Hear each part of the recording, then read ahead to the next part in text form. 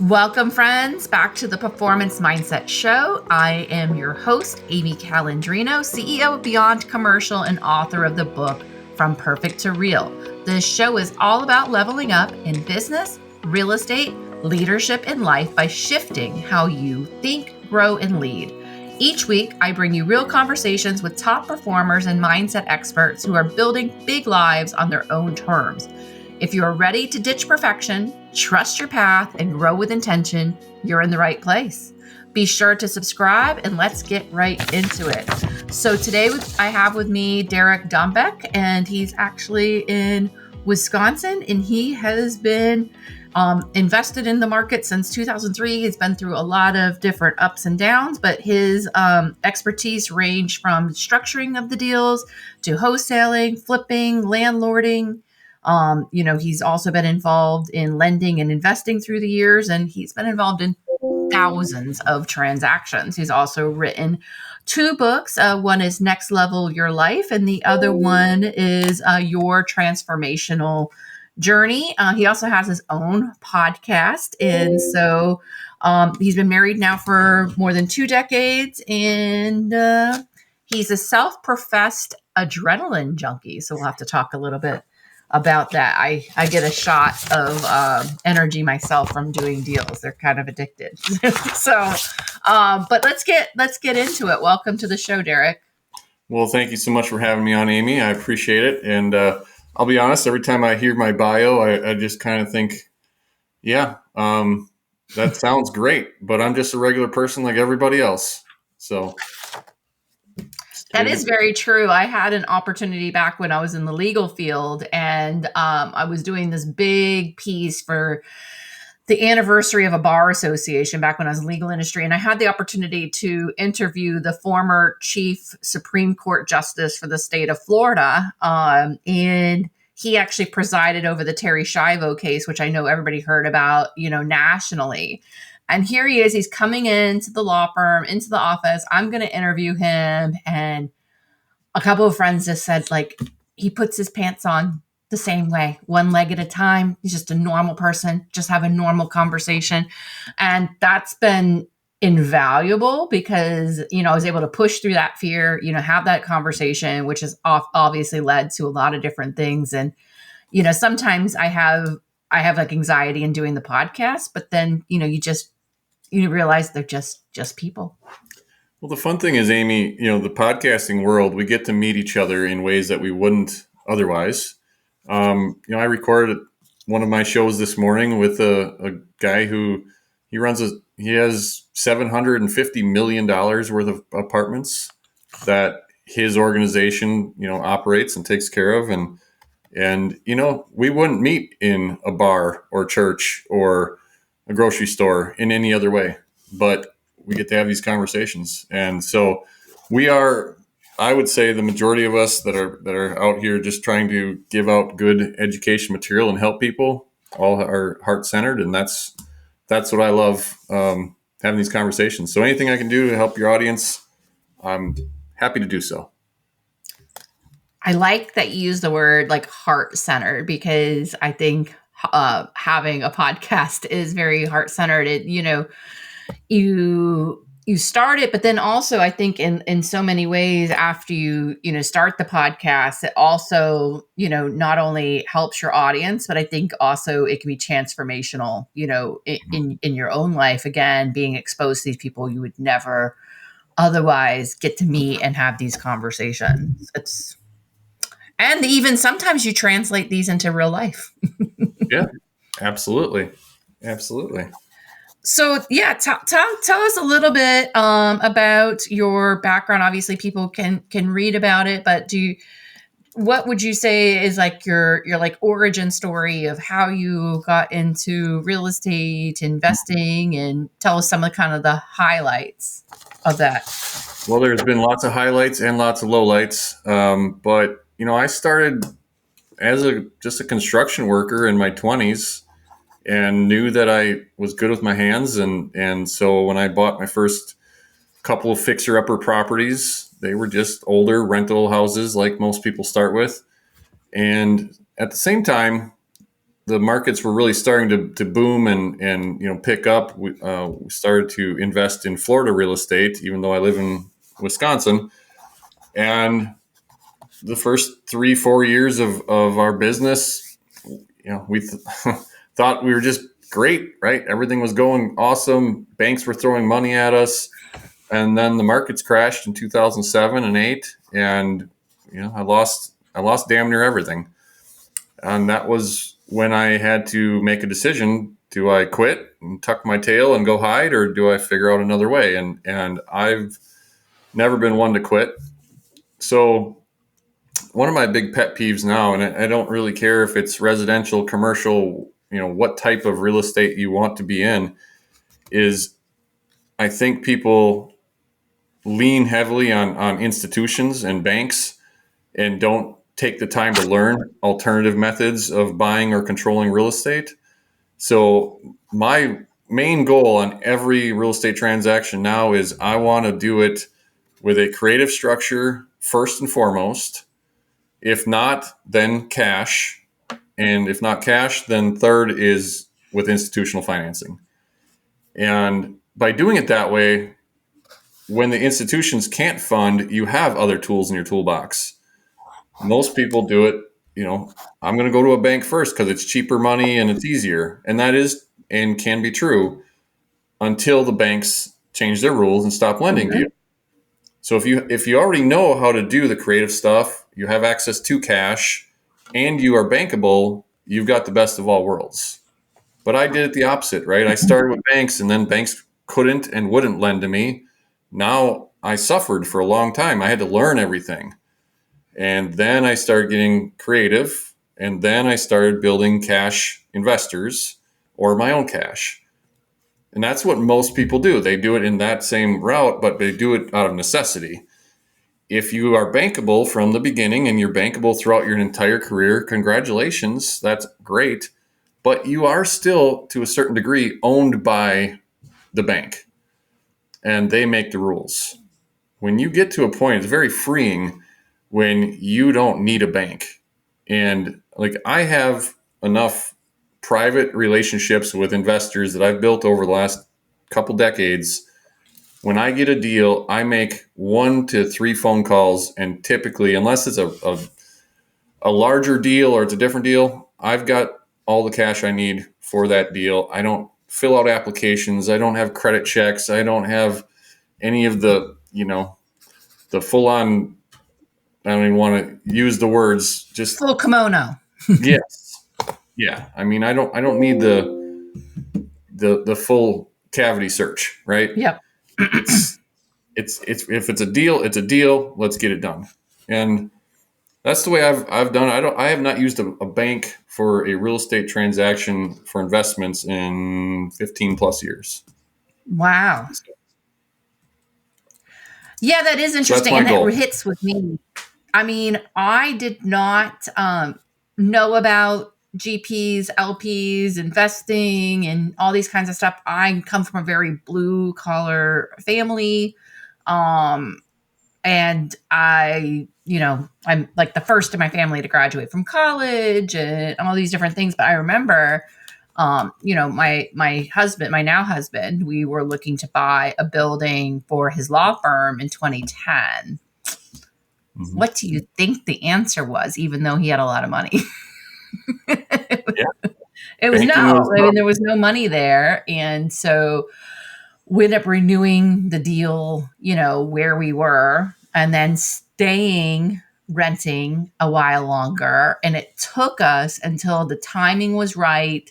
The banking was great for us to buy our first property until 2009. And you just think about the opportunity cost of if we had known about different ways to leverage money or had already a portfolio that we could tap into the equity of those, the compounding impact of that. And of course, now the one has, become 2, and now we're looking for, others. And, just in 6 years time to do. And obviously the majority of my work is working with my clients, helping them to do that. But of course I want to do it for myself. But I think what you're speaking to is highly powerful. So, um, how I, did you start, really start to build this kind of investor network?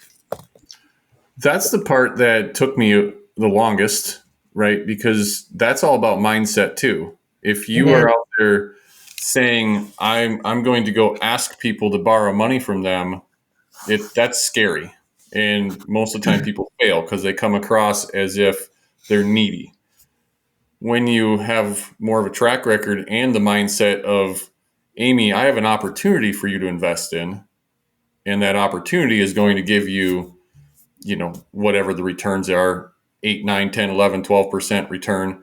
That's different than me saying, Amy, can I borrow money from you and I'll give you 12% interest. And Mm, when I say it the second way, Amy, I'll give you 12% interest. If your mindset is used to getting 3, 4, 5% interest because you were brought up in banks or bank CDs, which make me cringe, then you hear the 12% interest and you think scam because your mindset isn't wrapped around getting double digit returns. right. So the raising money thing, it's really more about presenting opportunities. And the way I do it now, I just tell stories about deals I've done in rooms or around people that I believe may be interested in working with me, and they approach me and ask, how can we get involved in your next deal? So I'm not asking anybody for money typically. I'm just talking about what I'm doing. So here's a good example. I'll tell a quick story on your show, and then you all can just kind of use that as the example. So Amy, I bought a house last week Tuesday, and I was able to buy that house subject to the seller's existing debt at 3.15% interest.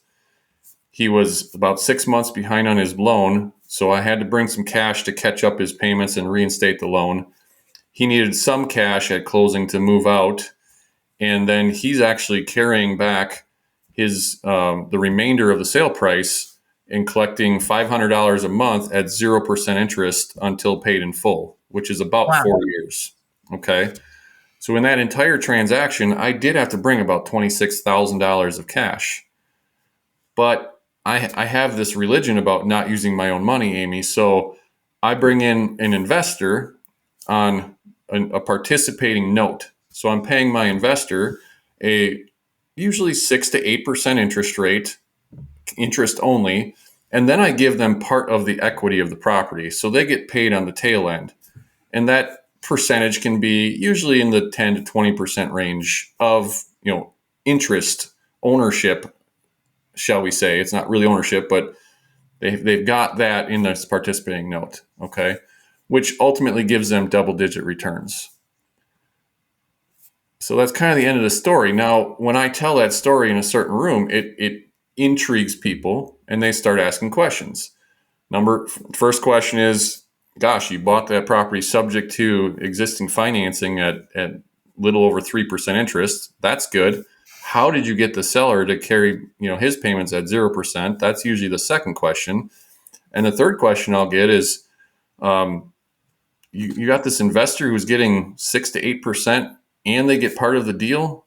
And that's how I raise the money, because now it starts the conversation. And then pretty soon they're like, well, shoot, I've got a small IRA, or I've got, 50,000, 100,000, 200,000, whatever. Would you be interested in working with me? And that's the easiest way to raise money. Yeah. Well, I think it's all about just sharing information and sharing stories. There is a book by Donald Miller all about story brand.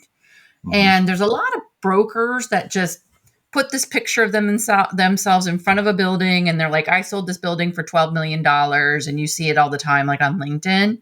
Mm-hmm. I'm the opposite, where I'm standing with my client and we're smiling, we're happy. And I talk about the journey that we went through to buy this and why what was the challenge they had? What was the action that we took? What was the result that we achieved? And then what is the testimonial? What was really great about this? And I tell this whole, story, and it evokes a lot more like emotion and creates a lot more tie to me versus I'm just being super braggadocious and in front of this building and have a bunch of dollar signs. And not to say that, like anything's wrong with those people. It's just different ways of marketing and doing things. But I feel like I'm attracting the right type of people to me by sharing the story and what happened.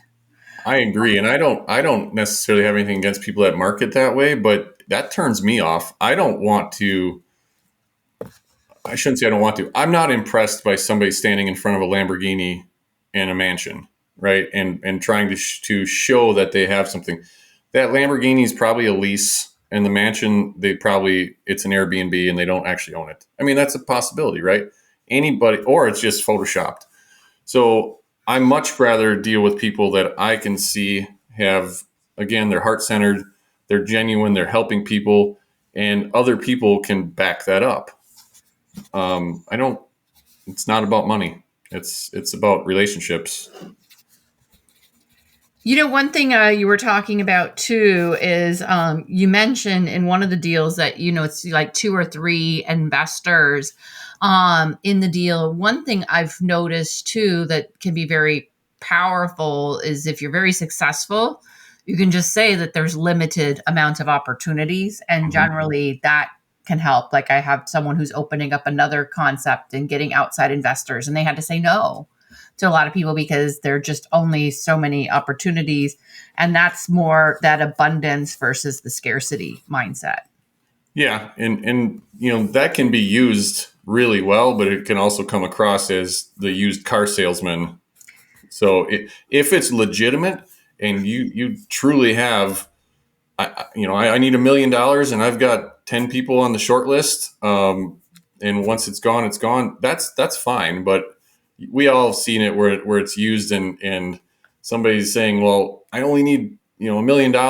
And then a month later, they're still saying, I only need $1 million. Well, Yeah, no, you shouldn't say that. But I'm saying, like, if they no. actually raised all the money and someone Oh, yeah. comes back to them and they said, well, I wanted to invest in it. Well, sorry, like usually I only have a limited amount of opportunities. Like, yeah, not as to close it. Cause like, oh my gosh, I had some broker trying to close a deal the other day on me and really like try to twist my arm on something. And I'm like, all right, well then if there's someone else that your client wants to pivot to, then that's great. And he's like, we don't have anybody else. And I'm like, that's Yeah. what I thought. Yeah. So you're just gonna have to hold on.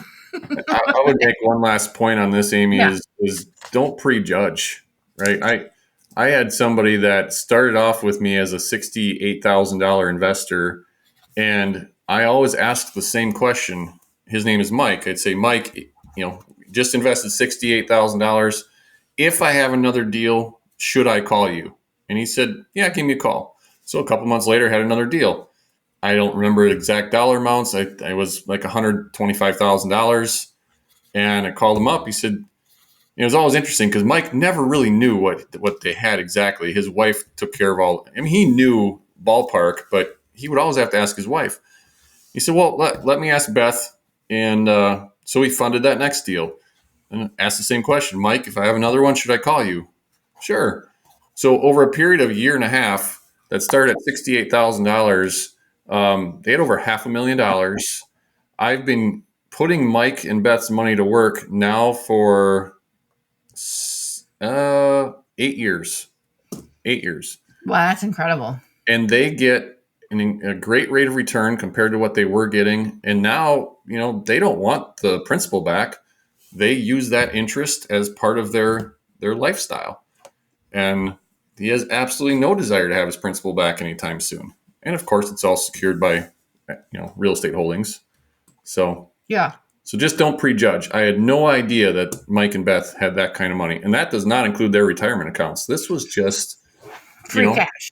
yeah, hardworking husband and wife that had saved up money and wanted a better return. Oh, absolutely. I mean, we often do the deals at my brokerage that people say are too small to be done, Mm-hmm. and they can't be bothered with it. But it's interesting is they often turn out to be my biggest clients. Like, and you, if you think like you started with someone like on day one and helped them open their first brick and mortar, and you did a great job with them and you treated them just as if somebody had like a $10 million deal, do you think later on when they're ready for locations 2, 3, and 4 that they're going to use anyone else? Probably not. So you're Yeah. going to be around along for the entire ride. And so yeah, I think it's people too, I think, remember how you treat them. So I notice you talk a lot about heart-centered and genuine, and treating people well in a servant kind of mindset is also important. Well, the other thing is you are going to have transactions that don't go the way you thought they were going to go. Yeah. And you do everything you can to protect your investors. They eat before you eat. I grew up in a farming community, and when you're a farmer, the animals get fed before you feed yourself. That's the way it is. Oh, I And never knew that. same thing with investors, because if you're a dairy farmer and you don't feed the cows, they don't produce milk. If they don't produce milk, you don't have anything to live off of. Same thing. Take care of your investors. They eat before you eat, and you'll have longevity. That is interesting. I never really thought of it that way because yeah, if you're not taking care of your cows, and I actually have a cousin that's a dairy farmer, so it's kind of apropos. I've been to it, and of course you're in Wisconsin. I'm from Vermont originally, Okay. so we have a lot of dairy up there. But yeah, I think that definitely makes sense and continues the relationship. So one thing I noticed too is we talked a lot about like education and such, and it talked a lot about that you have like different masterminds and also have this kind of like almost like annual like summit type of thing. Can you talk about like the precipice of those and how those have been great for probably those you serve and yourself? Yeah. So for the longest time, we were, just going to other people's events. I never really sought out or had the goal of hosting my own events and my own training materials and things. But, we built our network, and we were going on a conference on a cruise ship for about 8 or 9 years in a row. And the people that were running it decided to step down and retire. So we took that over. We actually ran that for the last 5 years, called the Generations of Wealth Voyage, which was a conference on a cruise ship.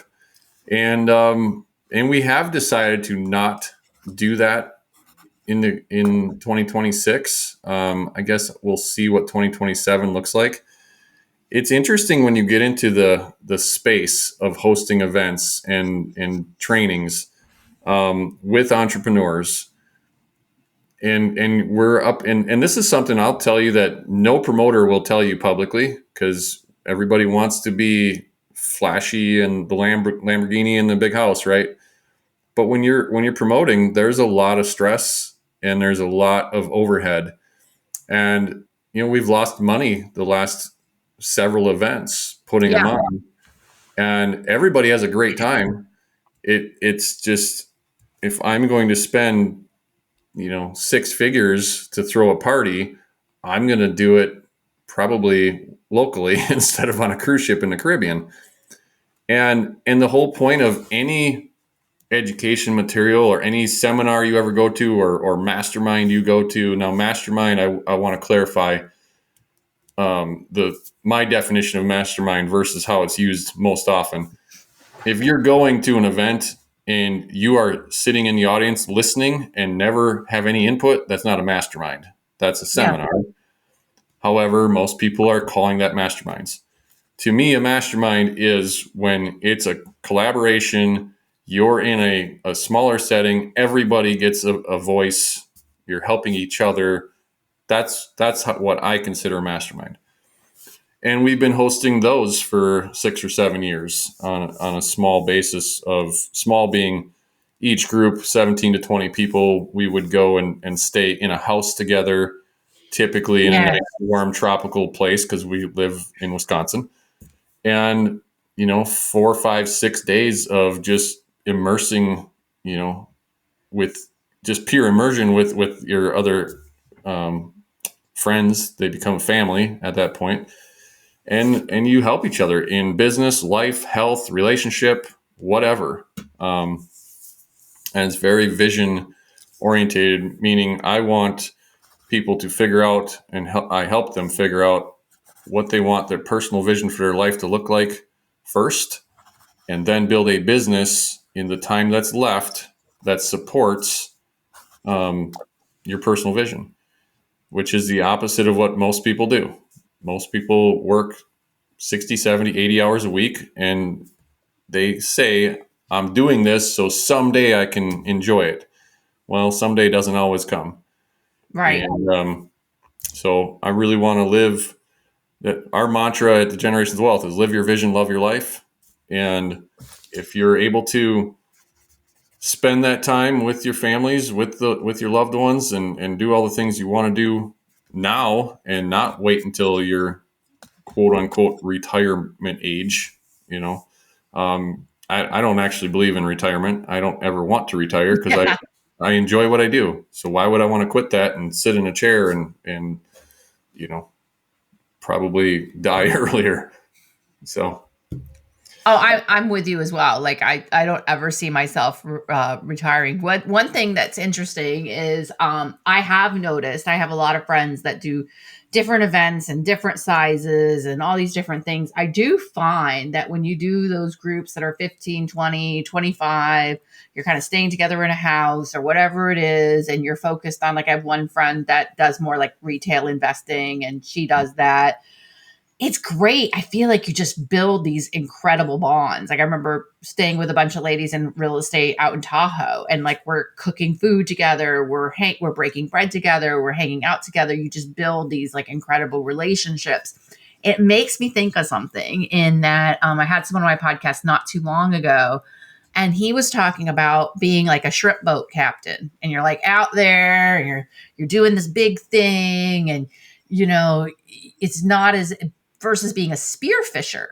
So think about being like a spearfisher versus a shrimp boat captain. I mean, I think you can make some of those larger events much more impactful, but it has to be like really focused, and it has to be a why. So it sounds like you're taking a little bit of time to kind of think about, maybe we've done it one way before, maybe there's a different way that we can do it that's better. And yeah, I have friends that put on events too, and it's really hard. I'm actually on the program chair for Commercial Real Estate Influencer Summit, and it's great. We're ahead of ticket sales, but we're like always so hard on ourselves, and it's a lot of work putting something together. But it is interesting though that you're continuing to do the smaller ones, and I feel like those are very impactful.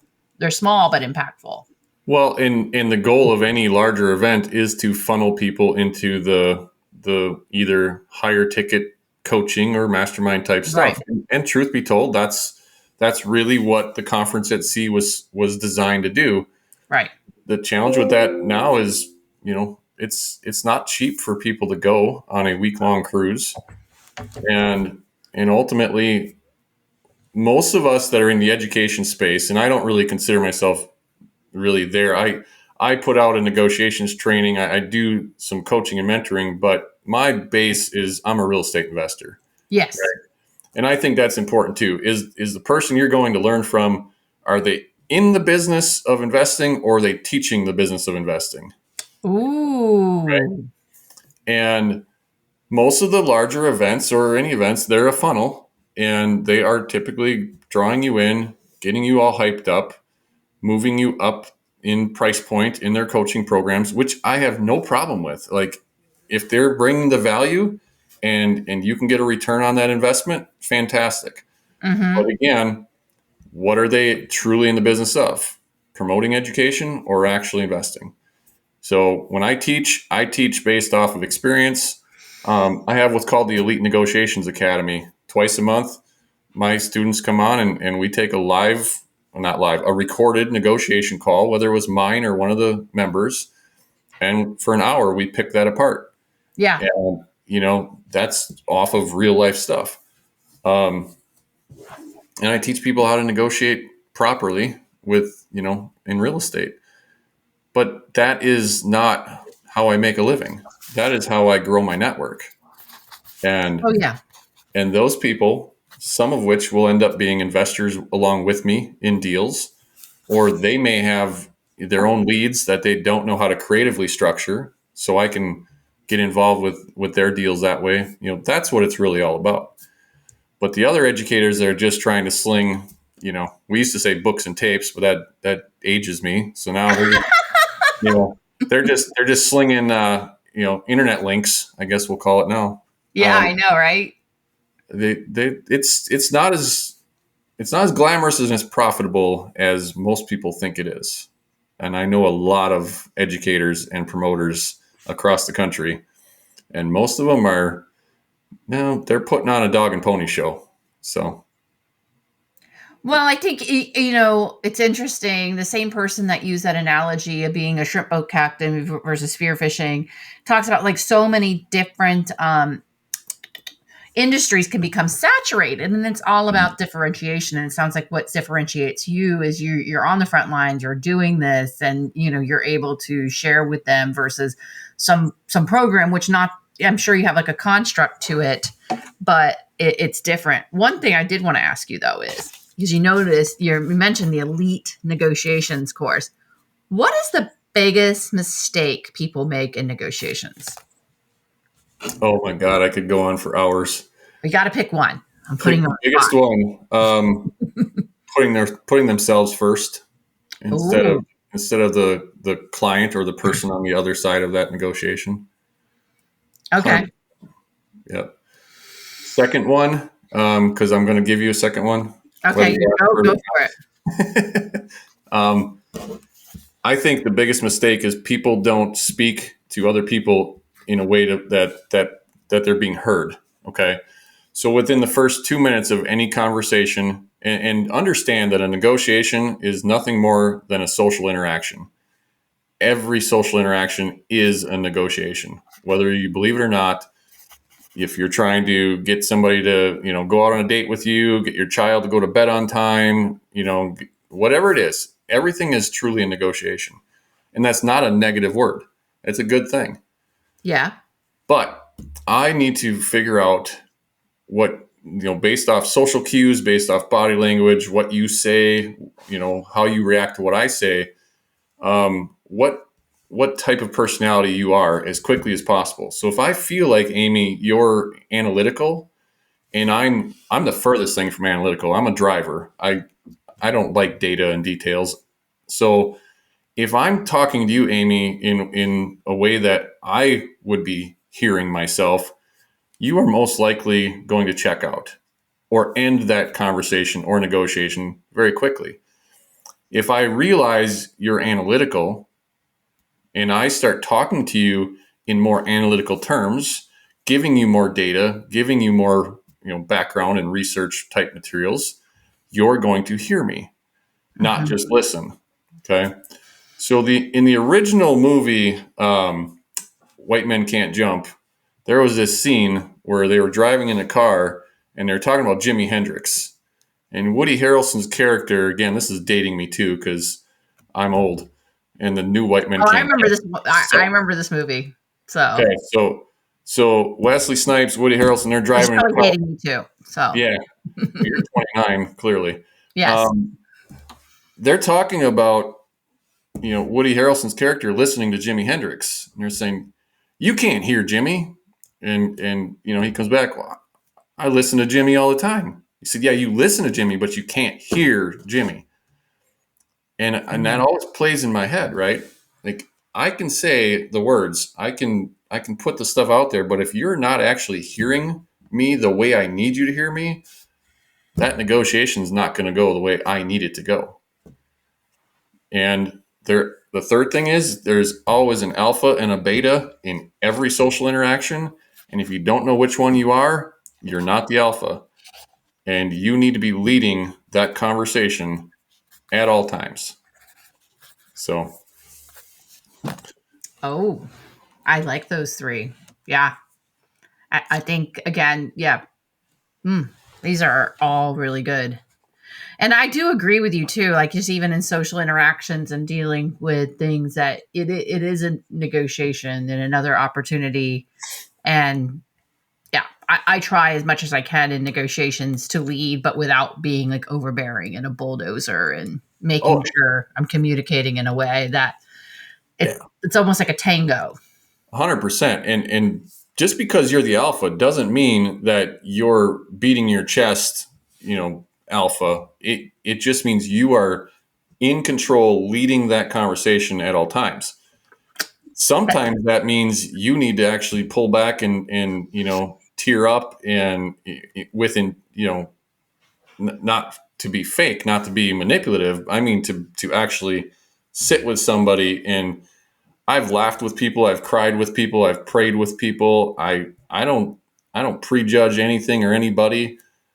I'm just there because I want to truly solve their problem. And if I can solve enough people's problems, generally real estate problems, then I will feed my family. Okay. But if I'm not leading that conversation, I'm not leading that negotiation, and it doesn't go forward, right? We don't do a deal together, and I knew I had an answer to solve their problem, but I couldn't get them to see that.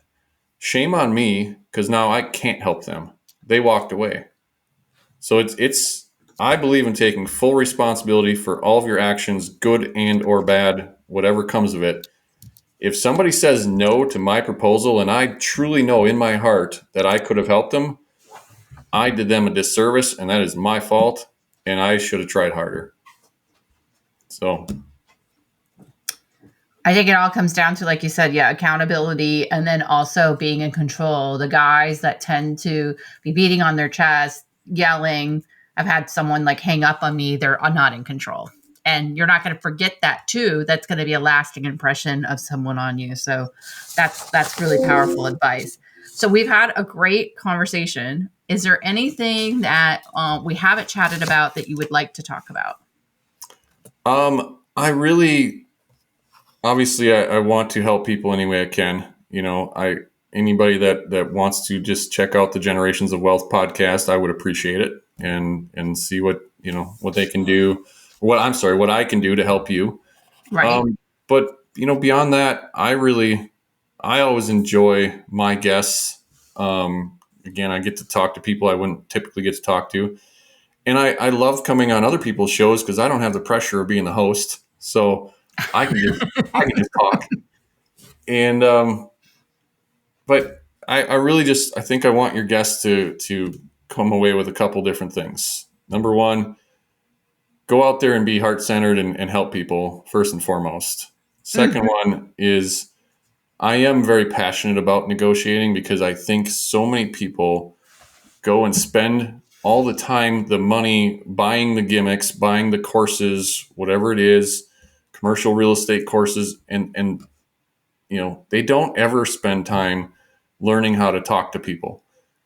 Yeah. So if I spend $10,000 a month in marketing to get the phone to ring or to get a lead to come into my website, and I don't actually know how to talk to that person when it comes in, why am I spending $10,000? I might be able to get away with spending $1,000 a month in marketing if I actually knew how to talk to people and convert leads. Oh, yeah. So that's my preaching. I get this all the time. I mean, literally, people call me.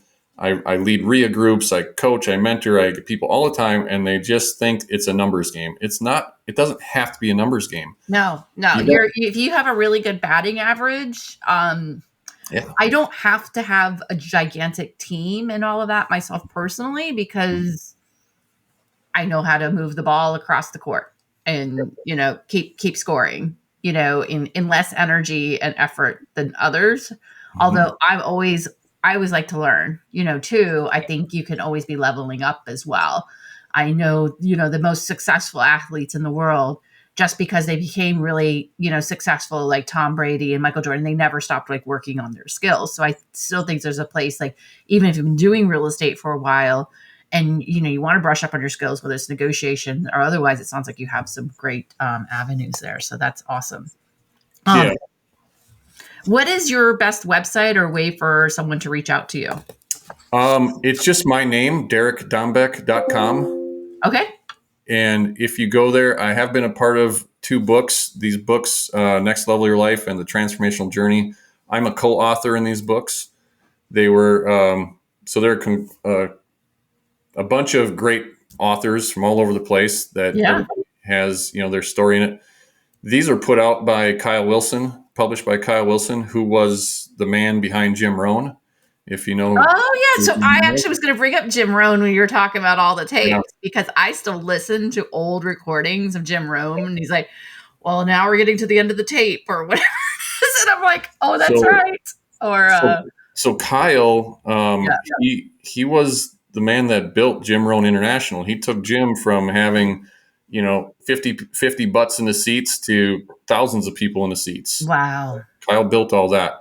So when I talk about promoting events and what it takes, I'm part of Kyle's inner circle. We're friends, and that's who I've got in my, my not back pocket, but my support system when it comes to, all of my stuff. And it's all about the network. It really is. So yeah, I actually just started reading a book that's really good. I haven't yet met it. I wasn't going to mention it on my podcast for a while, but I feel comfortable now mentioning it. It's called Rich Relationships. Okay. It's by Serena Sue. It is so good. And it talks about the 6 levels of different relationships. And it's interesting when you're reading the book, it causes me to be very introspective and kind of analyze everything. Of course, you use that. I am very analytical. And I was like, it's so true that I have these people in these levels, and why can't I get this person from this level? And they may have their own things going on, which is, again, even relationships are a bit of a negotiation, and there's effort involved in communication. Yeah. But I would recommend that book because it really is all about relationships. So it's I'm reading 7 books right now. I don't recommend that. I'll read a few here. I'd probably get them done if I just committed to one right now. Well, your audience can get the digital versions of those 2 books at derekdombeck.com for free. So go check them out and see what you think. Yeah, definitely check that out. Especially since he worked with Jim Rohn, and I love books like that too, where you have a number of different perspectives rather than one author. So yeah, we'll check out those books as well. So, well, this has been really good. I hope that we can also stay in touch. And I want to thank my listeners for listening to another episode of the Performance Mindset Show. If today's episode gave you something to think about, be sure to share and subscribe so you don't miss out on what's next. Want to go deeper? Grab my book, From Perfect to Real. It's all about dropping perfection and thriving your own way. You can also connect with me on beyondcommercial.com or amycalandrino.com. Until next time, stay grounded, stay growing, and keep showing up for you.